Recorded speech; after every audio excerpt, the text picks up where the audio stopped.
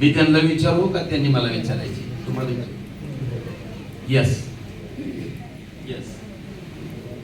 तर आता पहिल्यांदा आपण उंची उंची घेतो त्या व्यक्तीची. उदाहरणार्थ 25 वय आहे, 28 वय, जे काही वय असेल ते, आणि त्याची उंची घेतो. उदाहरणार्थ 170 उंची आहे ते कुणाची? पुरुषाची जर 170 उंची असेल तर त्याचं 70 किलो वजन पाहिजे, वजा 100.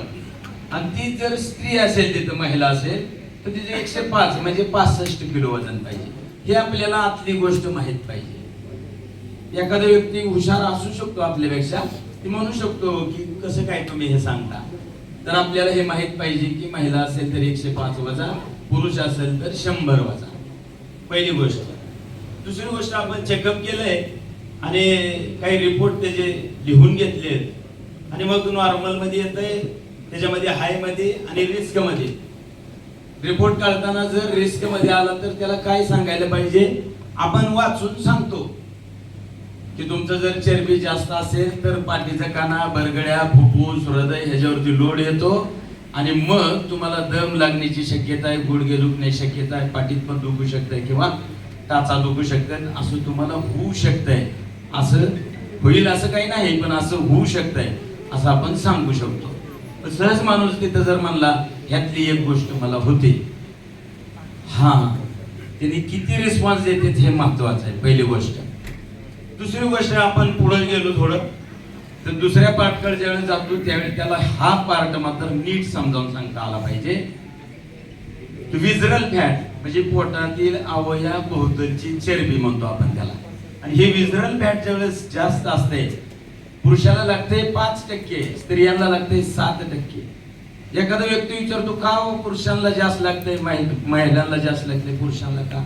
तर महिलांसाठी ते एक्स्ट्रा लागते, कारण त्यांना अगदी बाळ वाढवायचे असते पोटामध्ये, स्त्रियांना एक्स्ट्रा फॅटची आवश्यकता असते.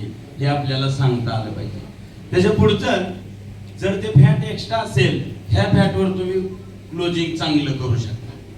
तर बघा ह्या फॅट मध्ये काय दिले, ही चरबी जर जास्त असेल तर तुम्हाला पित्त, अपचन, बद्धकोष्ठता होऊ शकते म्हणते.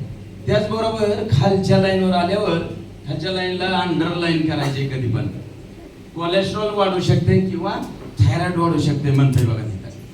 ज्यावेळेस कोलेस्ट्रॉल वाढतं त्यावेळेस गुड कोलेस्ट्रॉल कधीही जगात कोणाचं वाढत नाही, हे लक्षात ठेवा. मी अंडरलाईन, गुड कोलेस्ट्रॉल हे कधीही वाढत नाही. जर वाढत असेल कोलेस्ट्रॉल तसं बॅड कोलेस्ट्रॉल वाढतं आणि बॅड कोलेस्ट्रॉल वाढल्यानंतर ब्लॉकेज होण्याची शक्यता असते. जर त्याच्या चेहऱ्यावर थोडंसं काळसर उमटलंय, थोडासा काळा चेहरा उमटलाय, तर तिथं सांगता आलं पाहिजे की सर त्वचा थोडी काळी पडली, ब्लॉकेज आहे, सुरू झाले. किती टक्के मला सांगता येणार नाही, पण सुरुवात नक्की झालेली आहे. ह्याच्यामुळं हार्टवर तुमचा लोड येऊ शकतो, कधी पण तुम्हाला घाम येऊ शकतो, कधी चक्कर येऊ शकते.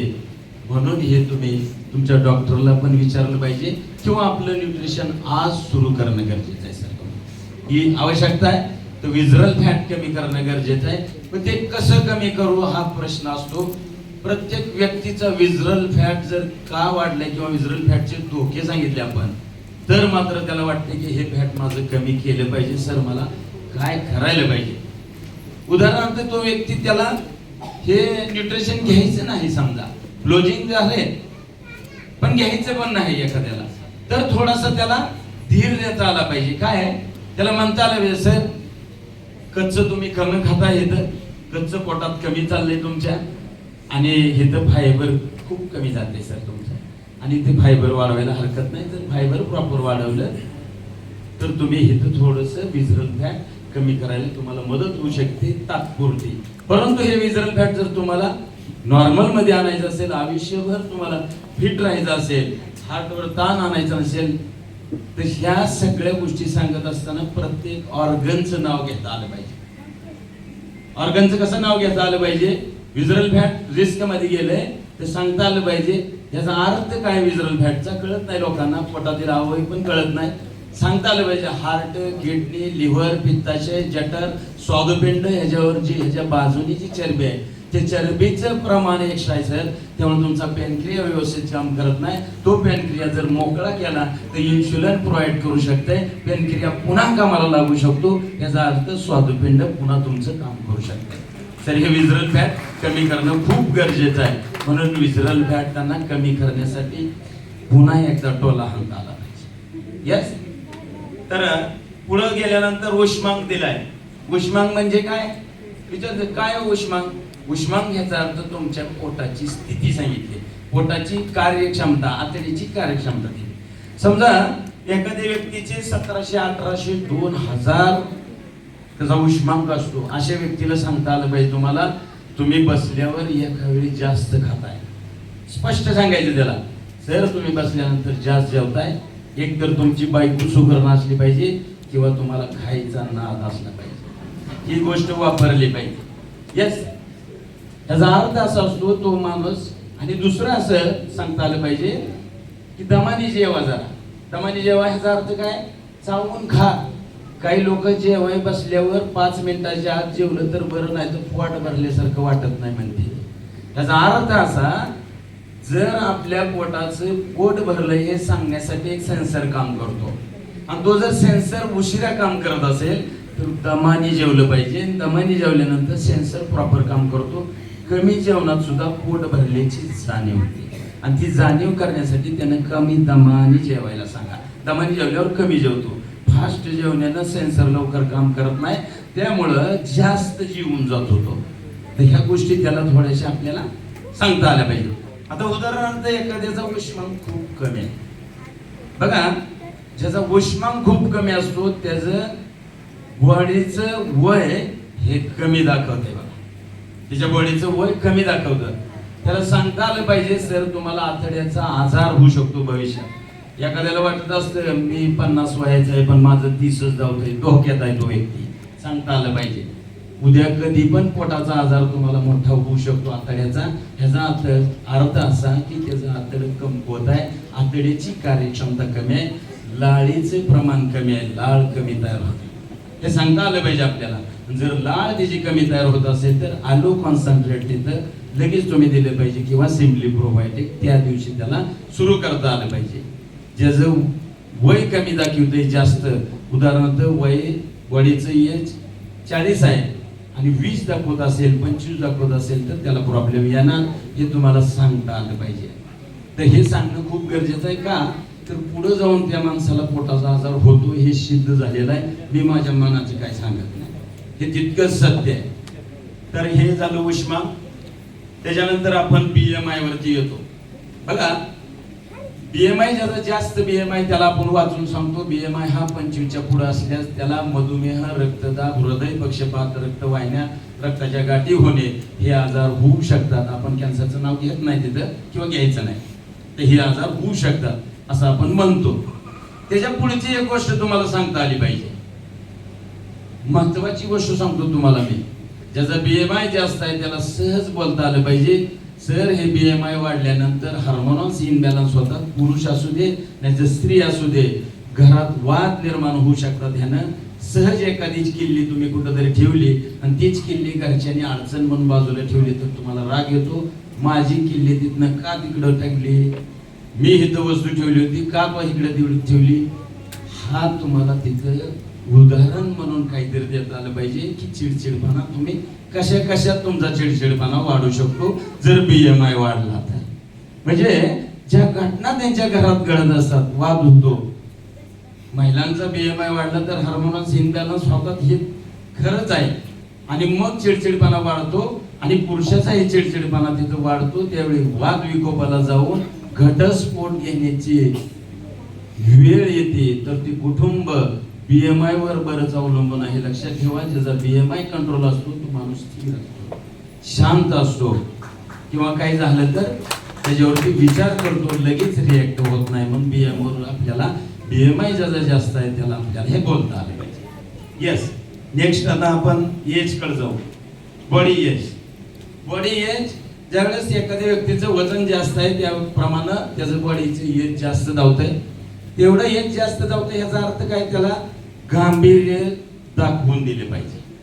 बॉडी एज जास्त आहे याचा अर्थ त्या वयाची ऍक्टिव्हिटी तुम्हाला होती.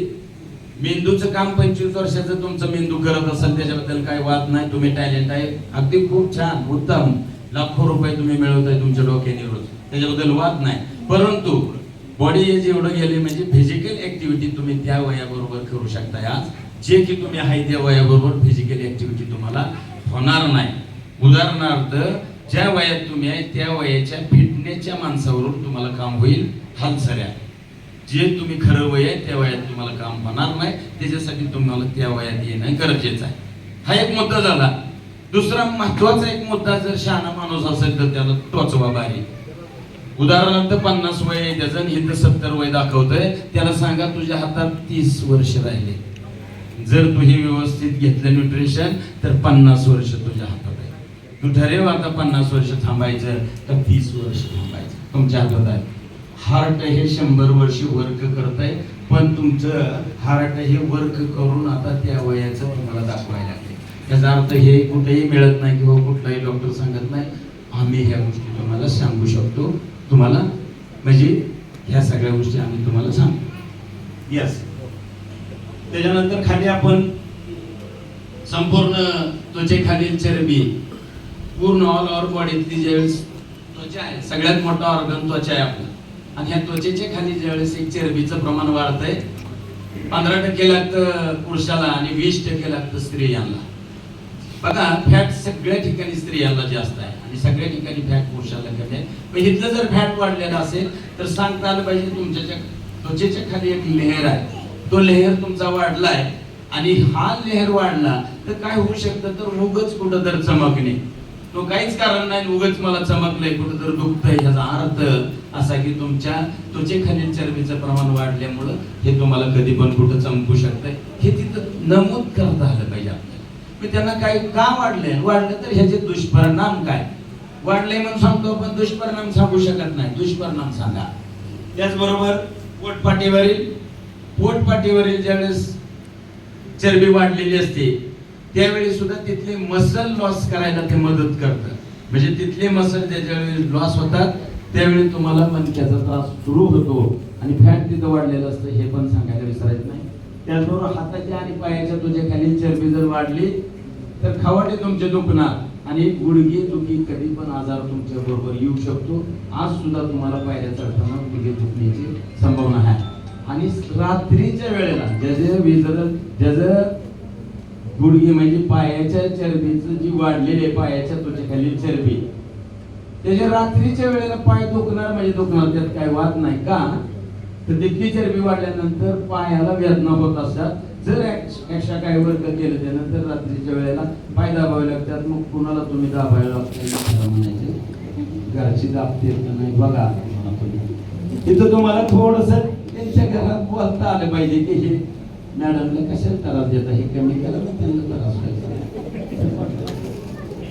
त्याचबरोबर आता आपण मसलकडे येतो. बघा, मुख्य लास्टचा पॉइंट ज्यावेळेस येतो त्यावेळेस सांगता आलं पाहिजे की आता लक्ष द्या सर, इतक्या वेळ जे होतं ते आपण फॅटच्या बाबतीत बघितलं, बऱ्याच काही गोष्टी बघितल्या, बॉडीमध्ये ऑलओव्हर बघितलं. परंतु आता जे बघणार आहेत सर ते आपण मुख्य तुमच्या पार्टकडे आलोय. हा शब्द वापरता आला पाहिजे, मुख्य पार्टकडे आलोय. आणि हा मुख्य पार्ट काय आहे तर मसल याचा अर्थ काय, स्नायू आपले. त्याला स्नायू बी कळत नाही, मसल बी काही कळत, त्याला सांगायचे ताकद म्हणतो आपण त्याला, अशी भाषा म्हणतो. त्याला पण ताकद म्हणतो. मुख्य तुमच्या पार्टकडे आलो, शरीराचा सार आहे तिथे. काय आहे तर मसल. पुरुषाच्या बघा तिथं संपूर्ण शरीरातील स्नायूचं प्रमाण म्हणले. बघा, संपूर्ण शरीरातील स्नायूचं प्रमाण 37% लागतं. परंतु आज ते बघा 28, 27, 25. तर तिथे तुम्हाला सांगता आलं पाहिजे की संपूर्ण बॉडीतील जे फॅट वाढले वरच्या कडेला फॅट, ती जर फॅट कमी केलं तर हे मसल तुमचे वाढायला मदत करेल. आपलं न्यूट्रिशन हे काम काय करतं, नुसता वेट लॉस न करता मसल पण गेन करतं. हे आपल्याला तिथं त्यांना ठणकावून सांगता आलं पाहिजे. त्याच्यानंतर पोटपाटीवर आता मुख्य विषयाकडे आलो. पोटपाटीवरील मसल तिथं बघा लागतात 37%, असतात खूप कमी 18-20 वर असतात, निम्म्यावर असतात लोक. तिथं सांगता आलं पाहिजे सर तिथं मणक्याचा त्रास होऊ शकतो, कंबर दुखी होऊ शकते, मानेपासून माकडापर्यंत पाठ दुखू शकते, पुढे जाऊन तुम्हाला मणक्याचं ऑपरेशन करण्याची वेळ येऊ शकते. हेतले मसल खूप कमी आहेत. हे मसल दुसऱ्या कशाने स्ट्रॉंग होणार नाही, फक्त न्यूट्रिशन हे तुमचं मसल वाढवू शकते. तर त्या अनुषंगाने त्यांना कमरशी निगडीत बोलता आलं पाहिजे. वाकून काम केलं तर तुम्हाला सरळ लवकर होता येणार नाही, किंवा वाकून काम करत असाल तर जास्त दिवस तुम्हाला ते काम करता येणार नाही. ह्या गोष्टी आपल्याला तिथं सांगता आल्या पाहिजे. त्याचबरोबर खाली आल्यानंतर हातातील मसल म्हणताय, हातातले मसल याचा अर्थ हातातले फॅट वाढले तेवढे हातातले मसल कमी झाले. मग हातातले मसल कमी झाल्यावर काय होतं, तर तुम्हाला आमच्या बरोबर जर वर्कआउट करायला गेला तर हात असा तुमचा वरती हात करून काही काम करता येत नाही जास्तीचा वेळ, किंवा जास्त वेळ तुम्ही 10 मिनिटं 5 मिनिटं हात असा धरू शकत नाही.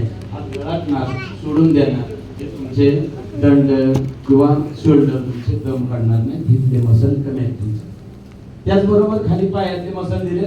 पायातले मसल लागतात 50% पुरुषाला, स्त्रियांना 45% लागतात. हे कमी असतात. पण एखाद्याचं वजन कमी असते, त्याचे मसल जास्त असतात. त्याला सांगता आले पाहिजे, त्याच्या जवळच्या गावाचं नाव घेता आलं पाहिजे. उदाहरणार्थ माझं मूळ नेम आहे, तर मला माझ्यातल्या माणसाला सांगता आलं पाहिजे, तू पायानं पंढरपूरला चालत जाऊ शकतो. असे तुझे पायात वाघ काटेवाडी 1 नंबर. पायात मात्र तू फिट आहे, बरोबर मात्र माझ्या नाही पायाचं ओके, असं सांगता आलं पाहिजे. म्हणजे जे कमी आहेत त्याला सांगता आलं पाहिजे की तू जास्त वेळ चालू शकत नाही किंवा पायाने वर्किंग करू शकत नाही. तिथले मसल बिल्ड होणं गरजेचं आहे. गरम आहे का पाणी? मसल आपल्याला बिल्ड केले पाहिजे. हा रिपोर्ट सांगितल्यानंतर हे सगळं आम्ही न्यूट्रिशनच्या माध्यमातून तुम्हाला फिट अँड फाईन करू शकतो. नुसतं वेट लॉस, काही लोक म्हणतात मी चालतोय, मी आमचं करतोय, तमकं करतोय असं सांगायचं जाते. त्याला सांगायचं आतापर्यंत इतिहास आहे सांगायचं, किंवा सर्वे झालाय, केंद्र शासनाचा सर्वे झालाय परवा. त्या परवाच्या सर्वे मध्ये असा निष्कर्ष निघलाय, जे लोक ओव्हर वेट आहेत, जे चालाय जातात, त्याच लोकांचे गुडघेचे ऑपरेशन करायची वेळ आली. सर्वे झालाय. यस. त्याचबरोबर आपल्याला सांगता आलं पाहिजे, मनानं वेट लॉस कधी करायचं नाही. सर तुमचं हे वजन तुम्हाला काही करत नाही, हाय असं राहू दे, मनानं वजन कमी करायला जाऊ नका. म्हणजे का मनानं वजन कमी करायला गेला तर तुमचं जे मसल आहे ते लॉस होतील, फॅट आहे ते राहतं. मसल कमी करून वाटोळ करून घेऊ नका. 100% मनानं वजन कमी केले लोक बाद झाले, आतापर्यंत निस्तेज झाली. त्याच्याकडे बघितल्यावर वाटते की माकडाने दिसते असं म्हणते ती म्हणायची. म्हणजे तिथं अंदाज बघून बोलायचं नाही, त्याच्या अंगावर. या सगळ्या गोष्टी अशा आपल्याला त्याला सांगता